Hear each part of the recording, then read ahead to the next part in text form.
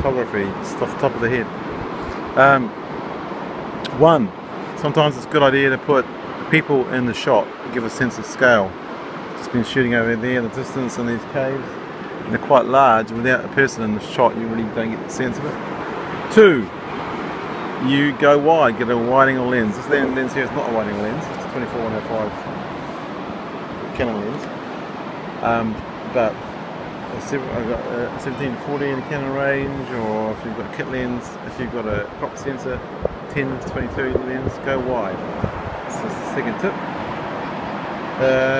Part of that is number 3 tip is if you go wide, put something in the front of the picture to anchor it and give it interest. If it's just all space and sky and land, it can be boring. Not always, but it can be. So put something in the front to anchor it.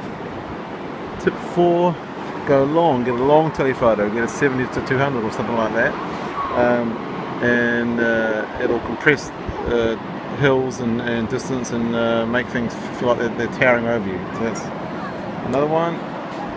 5, get a tripod. Really hard to shoot landscape without a tripod, and so get that and get the best that you can afford, because if you get a cheap one, it's liable to fall over and break your camera. I just dropped my lens cloth in the sand. It's now no good as a lens cloth. Number 6, is it on to now? Get a remote camera release. Here's a Canon one, which is kind of expensive, but you can get a Chinese one for about $5. Let's get a camera release, so you can remove camera shake from your camera. Number 7, use a filter. Here's a filter on pocket I just happen to have, which is a 9-stop neutral density filter, good for slowing things down. Just dropped my camera release almost into the sand. Am I number 8 now? I think I'm number 8 now.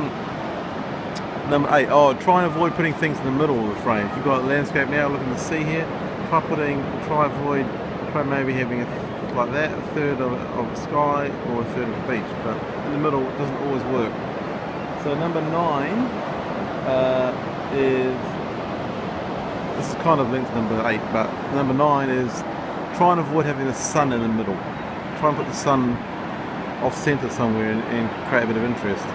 Number 10, shoot landscapes either in the morning at an hour before sunrise and an hour after sunrise, so 2 hours, or at sunset an hour before sunset and an hour after sunset. Those 2 hours great times for shooting, great ones to shoot landscape. I think that's 10, isn't it?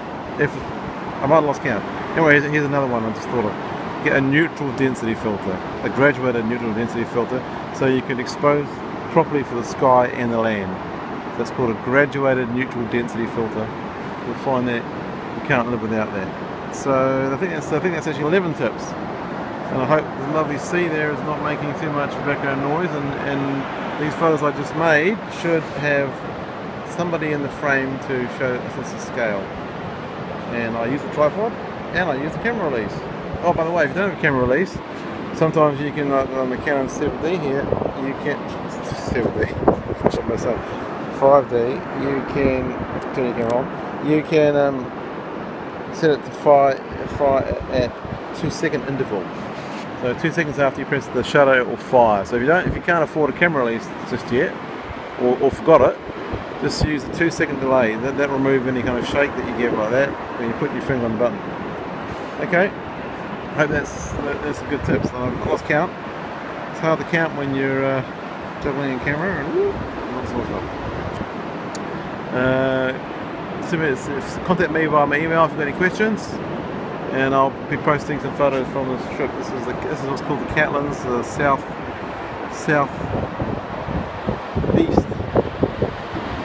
east coast of New Zealand. I think about that. That's due east right there. Keep going that way a few thousand miles and you get to South America.